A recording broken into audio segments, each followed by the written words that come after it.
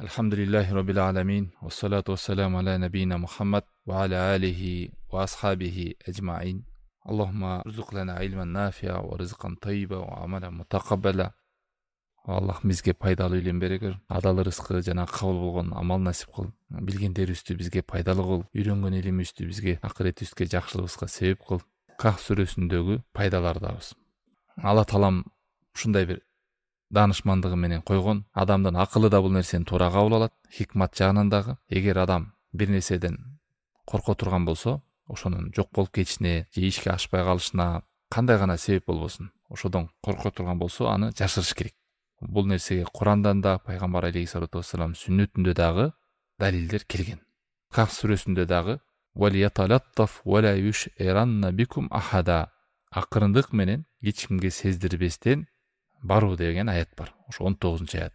Эгерде алар силердин кыймыл аракетиңерди билип кое турган болсо, анда өздөрүнүн капырчылык динине силерди тартып кетет, же болбосо таш бараң калат. Ал учурда силер кутулбайсыңар деген аяттан алымдар ушу бир нече пайдаларды айтышат.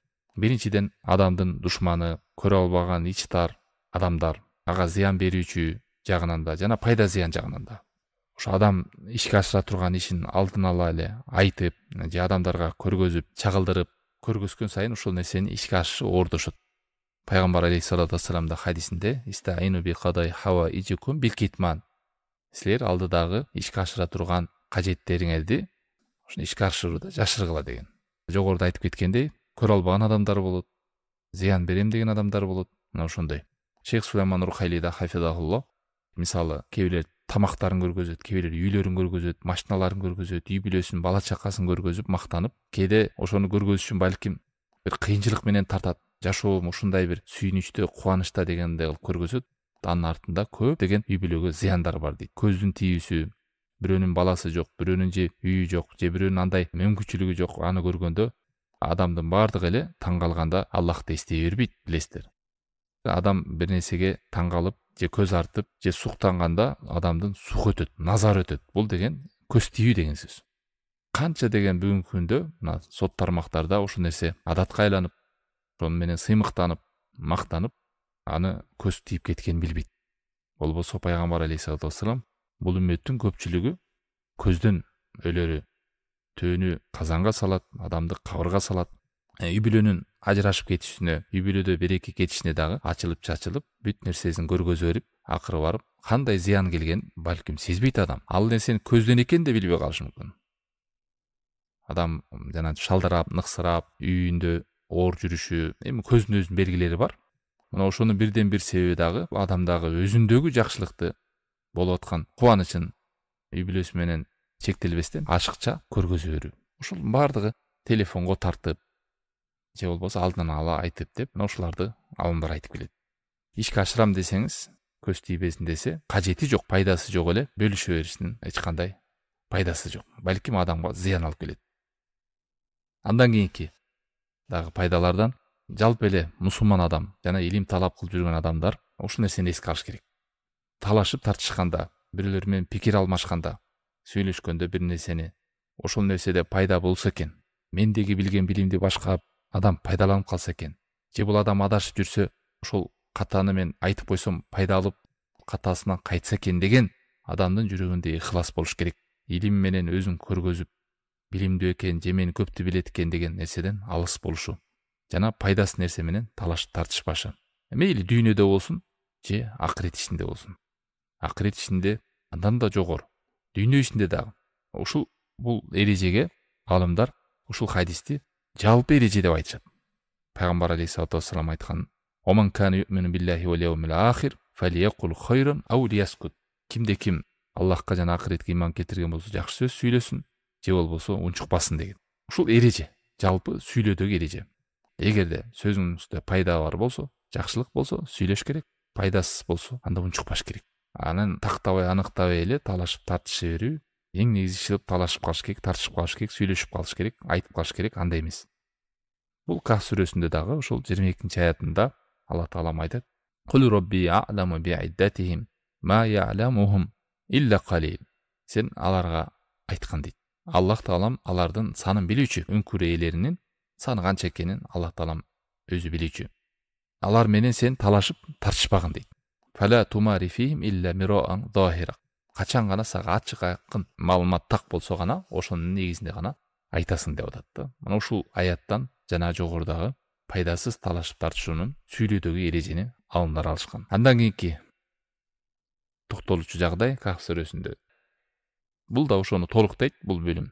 Пайдасыз, кажетсиз талашып тартышуу, таштоо, муну элестетиңиздер, таштоонун артында эмне келет десе, жүрөктөрдүн биригишине, адамдын нафси эс алышына, жашоосунда сергек, тынчтыкта, мындай бир кубанычта, жашнакай адам менен жашашка себеп болот дейт. Кээ бир адамдар бүт нерседе талашып тартышат. Мына ошондой адамдардын жашоосу дайыма тынчтанууда. Жүрөктөрү тынч жүрө албайт.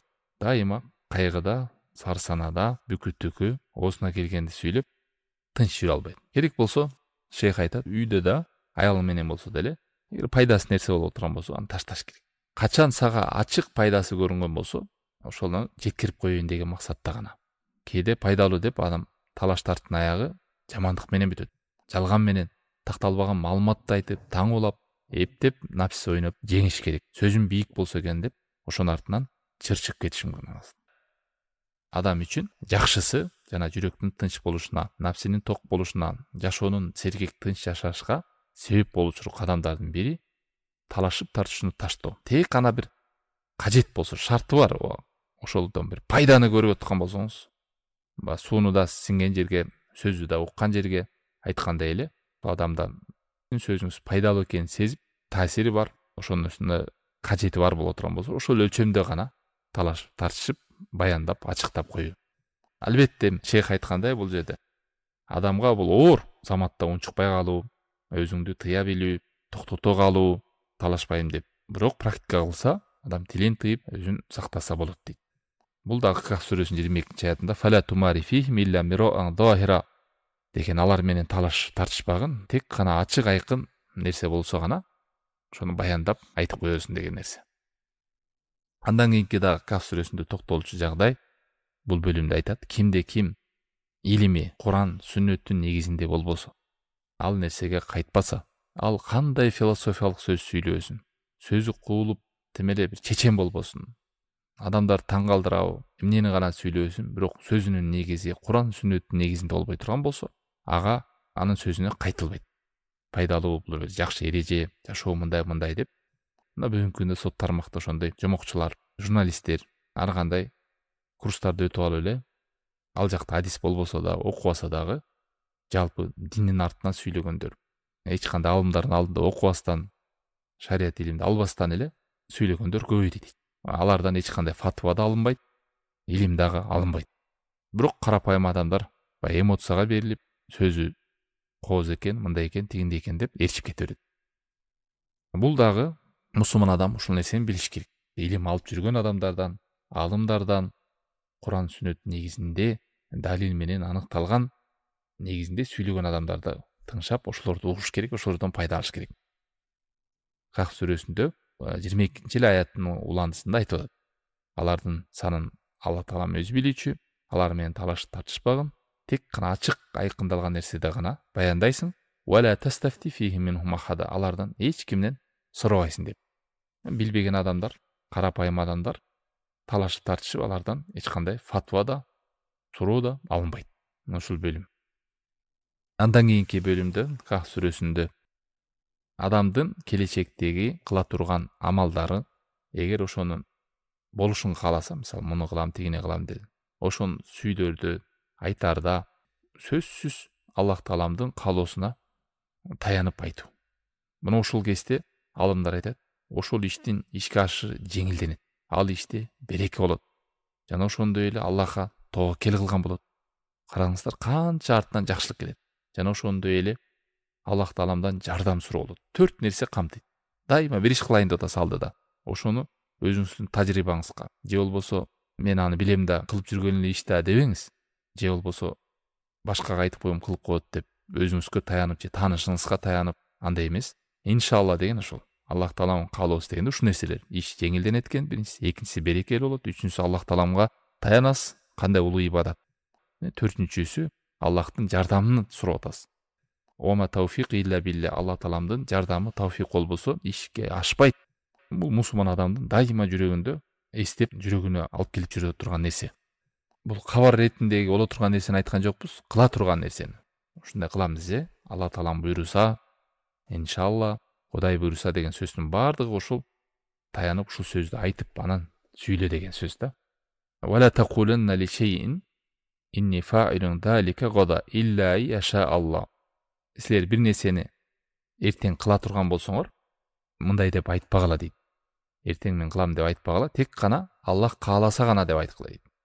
Бул Каф сүрөсүнүн 24-аятында. Бул бөлүмдө кыскасы Алла Тааламдын каалоосун алдыга коюп айтуу, тилге ошону үйрөтүү, ушунду айтып жүрүү, жанагынча жакшылыктар келет. Ал эми Алла Тааламды Аллах кааласа деп айтпаса, ал иште береке болбойт, Аллахка таянуу болбойт, ишке да ашпай калат. Аллах Таалам жардамында суроо жүрөктөр жок болот. Ошондой кесепеттери бар. Мусулман адам алдыдагы кыла турган иштерин ошону кылам деп ниет кылган болсо, сөзсүз Алла Тааламдын каалоосун кошуп айтуу деген маселе. Андан кийинки бөлүм Каф сүрөсүндөгү дагы пайдалардан Алла Тааламды эстөө. Бул унутчактыкты жое турган нерсе. Бат-бат унутуп калгандар, зээним начар дегендер бардыгына бул жолдомо. Куран жатта албай атам дегендер, унутуп калып атам дегендер, зээним слабый, жаттоом кыйын дегендер зикирге тилин байлаш керек. Канчалык адам Куран көп окуган сайын, эртең менен кечки зикирлерди кылган сайын, үйгө кирсе да, чыкса да, Пайгамбар алейхиссалату вассаламдан келген сүннөттөргө, дуа зикирлерге бекем болгон сайын, ушунчалык адамдын зээни курч болот, акылы тунук болот, унутчак болбойт. Жана шайтанды кубат, ныксыроону алыстатат, адам шамдагай болот, унутчак болбойт. Бул практикалык да тажрыйбадан дагы алымдар айтып да келет. Анан Каф сүрөсүндө бул ишарат кылып көргөзгөн нерсе 24-аятында эле Алла Таалам «Вадкур роббака ида насит». Роббиңди эстегин, зикир кылгын эгерде сен унутсаң болот.